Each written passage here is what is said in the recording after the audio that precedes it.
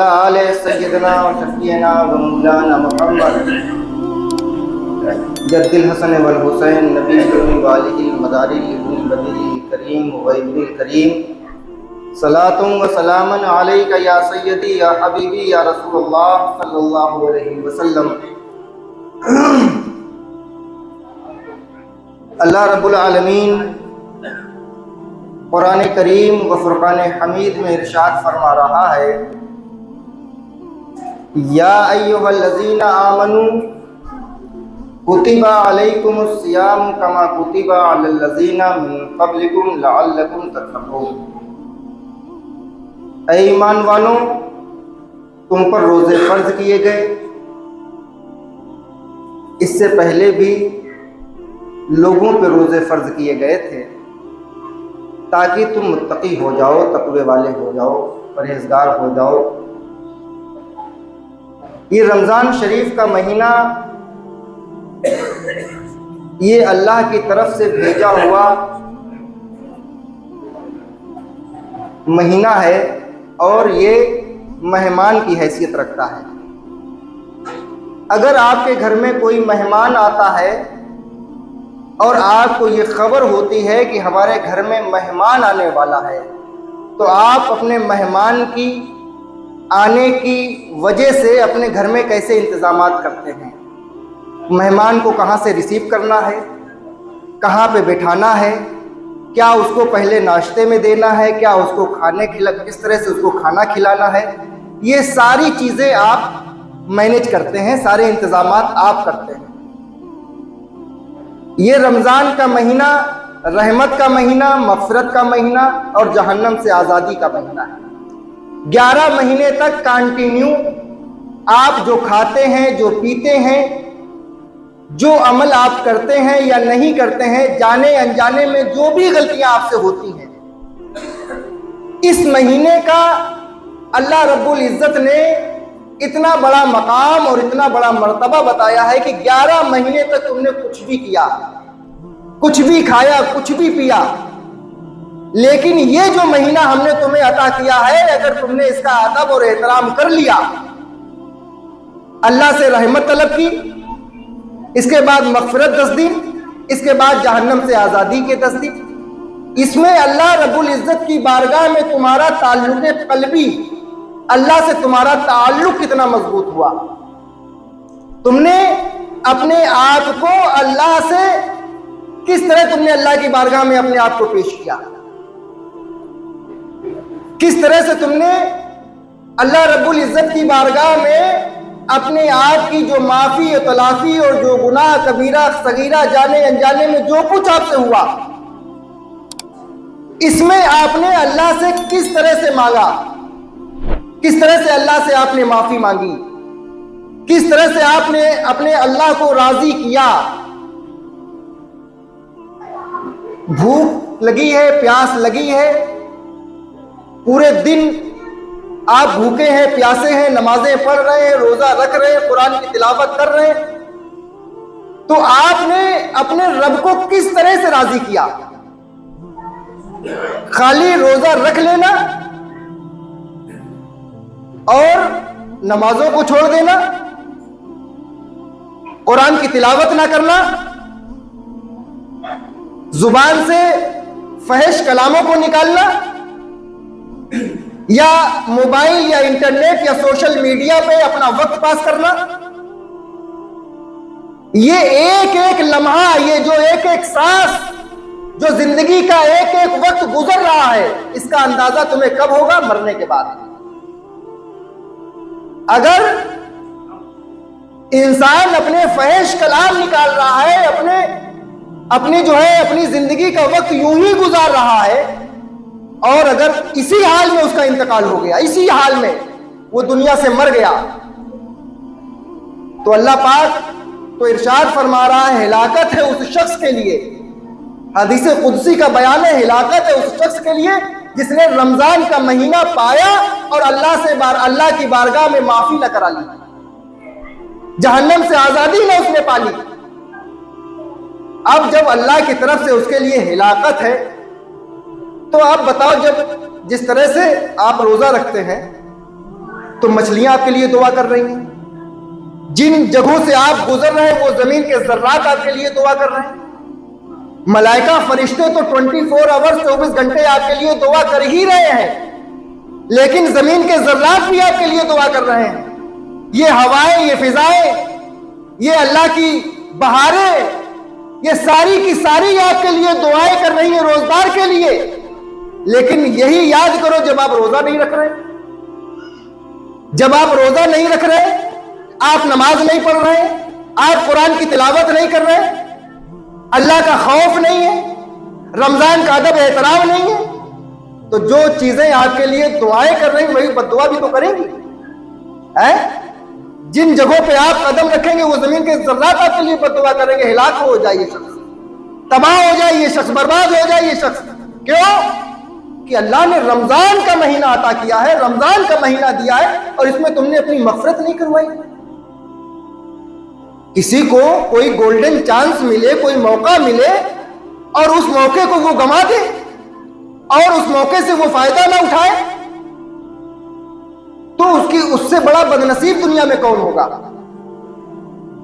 اللہ رب العزت نے اپنے بندوں پہ بہت بڑا یہ خاص کرم کیا ہے. خاص تمام مہینوں میں یہ افضل مہینہ ہے، بہتر مہینہ ہے، تمہارے گناہوں کو ختم کرنے والا مہینہ ہے، تمہیں نیکوکار بنانے والا مہینہ ہے، تمہیں جہنم سے آزادی دلانے والا مہینہ ہے. کیوں؟ اس مہینے میں تو شیطان کو قید کر دیے گئے، شیطان قید کر دیے گئے.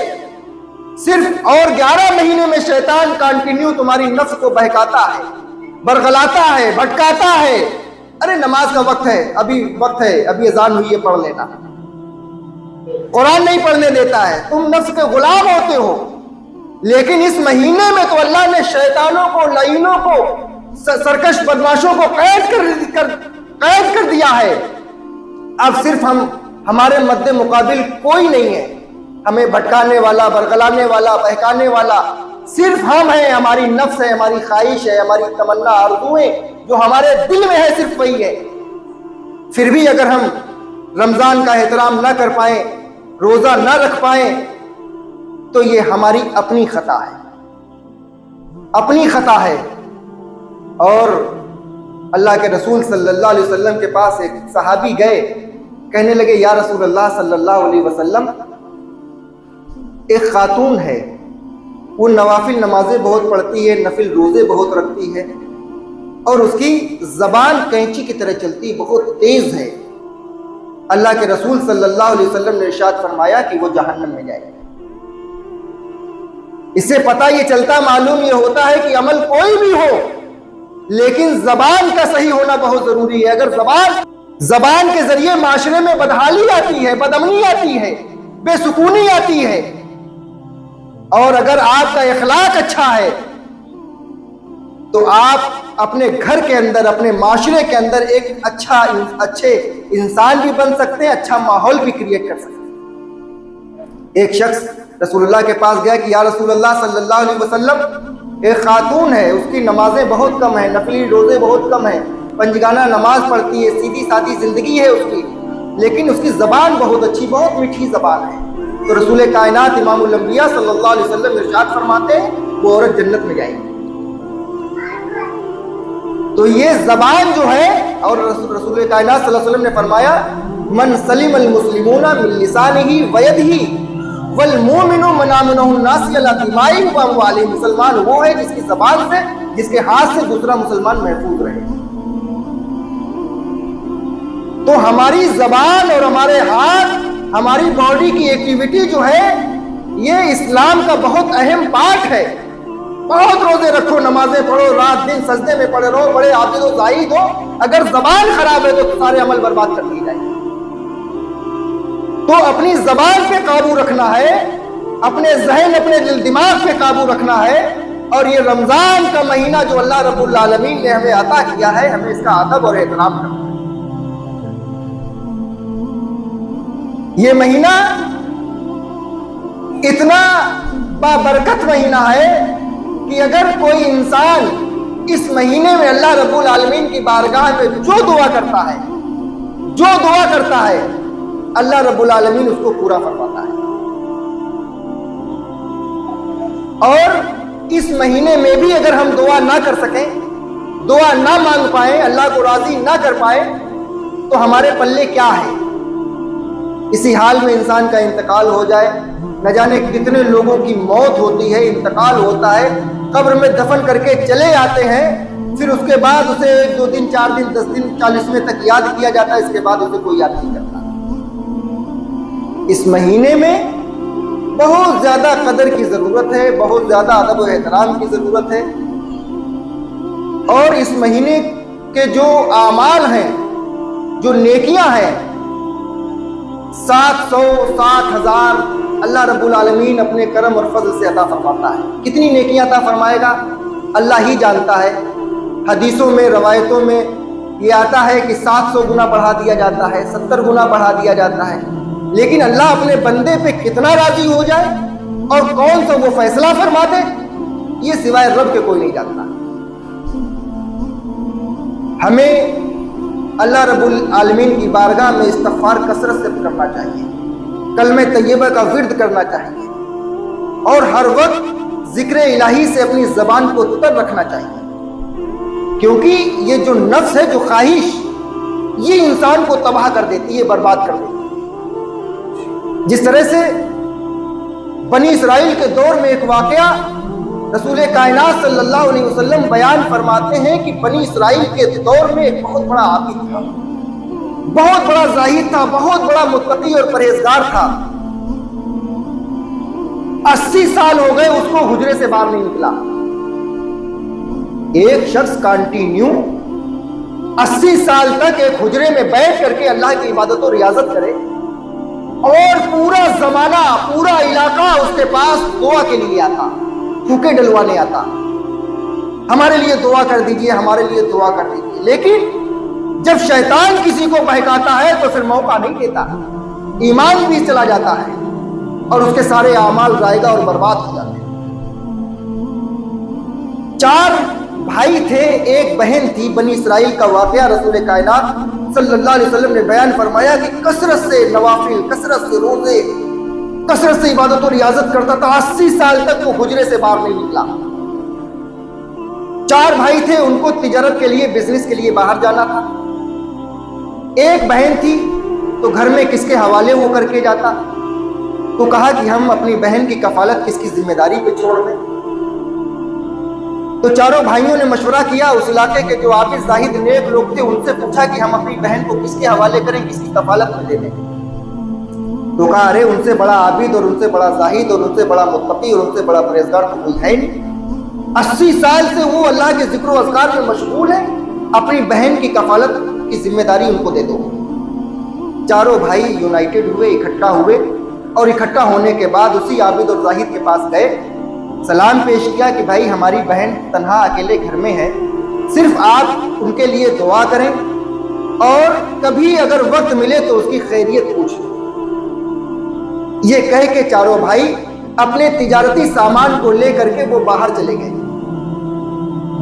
گئے۔ اب وہ عابد اور زاہد رات دن عبادت و ریاضت میں مشغول۔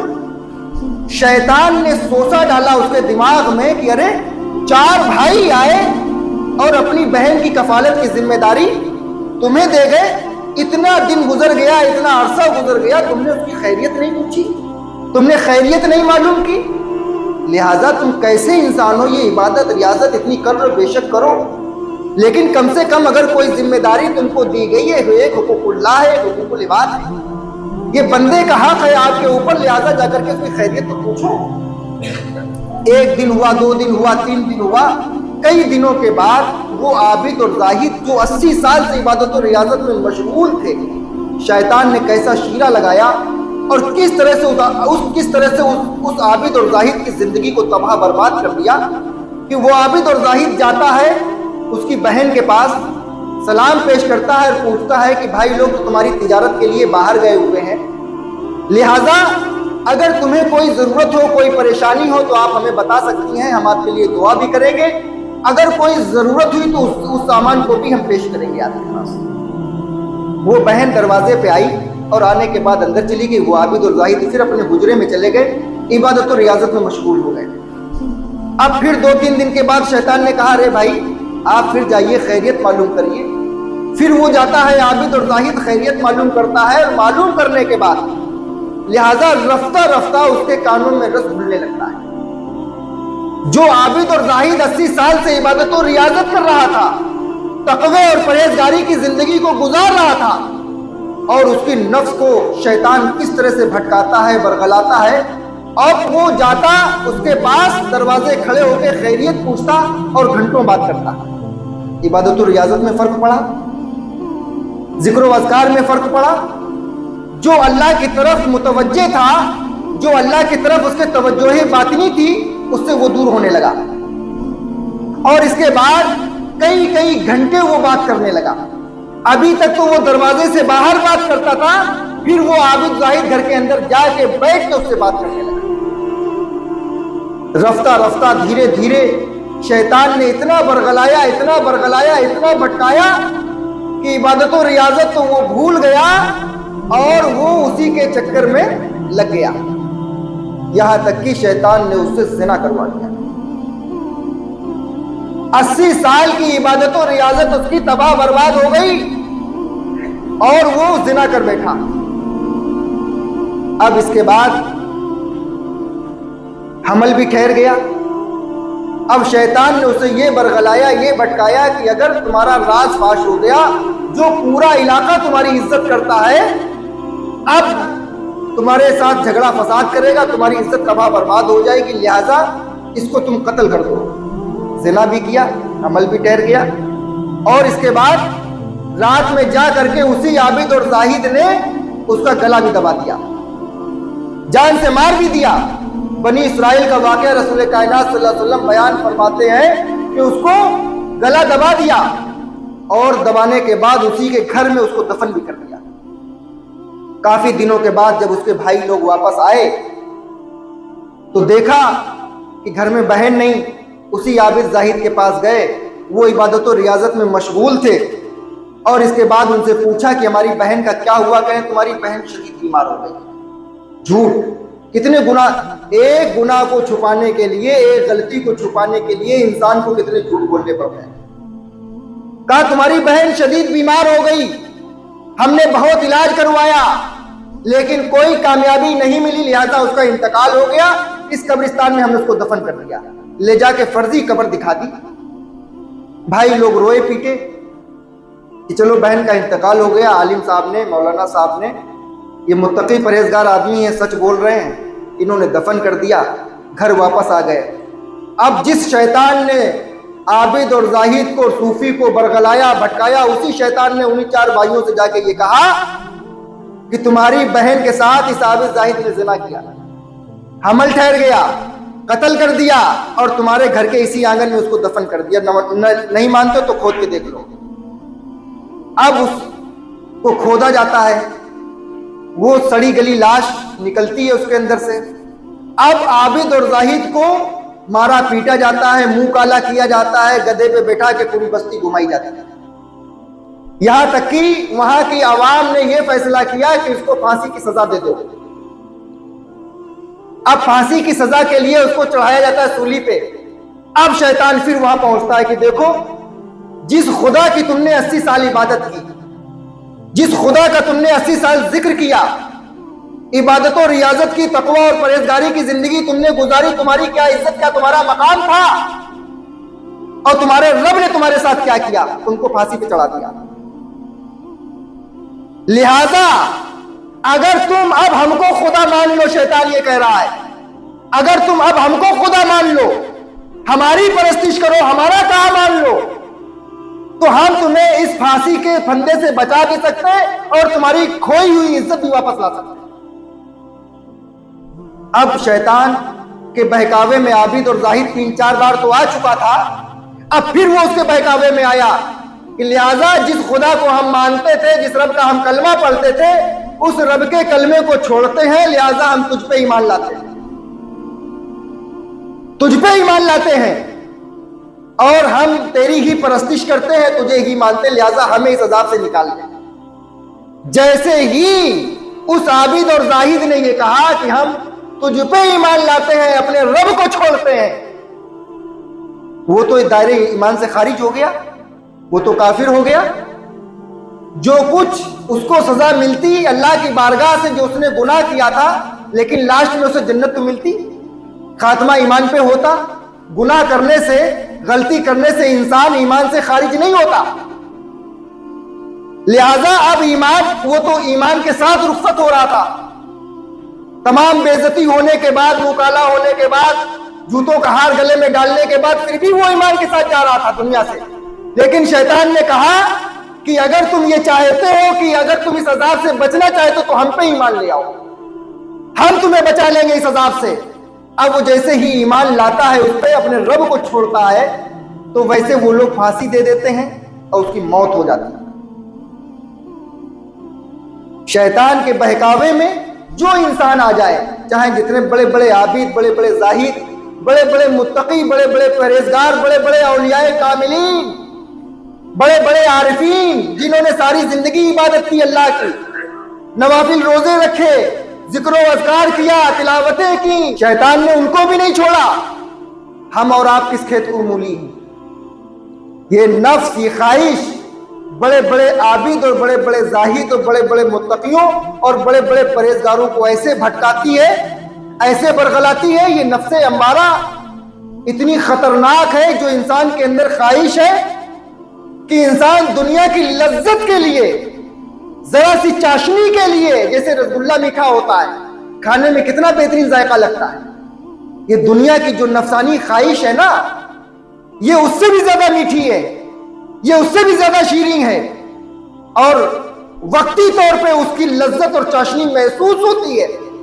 लेकिन उसका गुनाह अगर तुम्हें पता चल जाए, उसका अजाब अगर तुम्हें पता चल जाए, तो तुम सारी जिंदगी अल्लाह की बारगाह में सजदा रेज रहो, अल्लाह की बारगाह में इस्तगफार करते रहो, अल्लाह की बारगाह में तौबा करते रहो, अल्लाह की बारगाह में गिरिया वजारी करते रहो, कभी तुम वो गुनाह ना करो।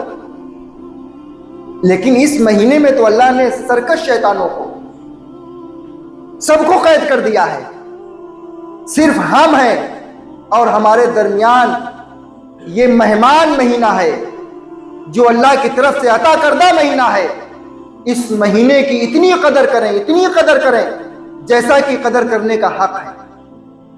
आप मेहमानों की कदर करते हैं, आप आने वालों की कदर करते हैं, लेकिन जो अल्लाह ने महीना रहमत का, मग़फ़िरत का, निजात का दिया है, हम इसकी कितनी कदर कर रहे हैं, हम इसकी कितनी अहमियत समझ रहे हैं। अगर हम इस महीने की अहमियत को समझ लें तो हमारी दुनिया और आखिरत दोनों कामयाब है। ये रमजान का महीना एक साल में एक महीने के लिए आता है। इस्लामी महीने के एतबार से 360 दिन होते हैं, और 330 दिन जो तुम कोई भी गुनाह करो, कोई भी गलती करो, लेकिन 30 दिन में अल्लाह रब्बुल आलमीन तुम्हारे गुनाहों को माफ करने का वादा करता है। तुम्हारे 30 दिन ऐसे अल्लाह रब्बुल इज्जत ने तुम्हें अता किए हैं साल में, कि जिस महीने में, जिन दिनों में अल्लाह की बारगाह में माफी मांगो, अल्लाह की बारगाह में जिक्र व अज़कार करो, तो तुम्हारे सारे गुनाह, सारी गलतियां, सारी खताएं माफ कर दी जाएंगी। भूख की भी आग होती है, दुनिया की आग सामान को जला देती है, लेकिन ये जो रोजा है, रोजा तुम्हारे गुनाहों को जला देता है, तुम्हारी खताओं को जला देता है, तुम्हारी गलतियों को जला देता है। जाने अनजाने में जो भी तुमसे गलतियां हुई हैं, ये दुनिया की आग सामान को जलाती है। रोजे की जो भूख की आग है, जो प्यास की आग है, जो बदन में तुम्हारे एक भूख की आग लगती है, प्यास लगती है, तो अल्लाह रब्बुल आलमीन तुम्हारे गुनाहों को जला देता है, तुम्हारी खताओं को जला देता है। अल्लाह रब्बुल आलमीन हमें और आपको इस महीने की खूब कदर करने की तौफीक अता फरमाए, और रमज़ान के महीने की फजीलत और बरकत से हमें और आपको सबको मालामाल फरमाए, और खूब अदब एहतराम करने की तौफीक अता फरमाए। अस्सलामु अलैकुम व रहमतुल्लाहि व बरकातुहू।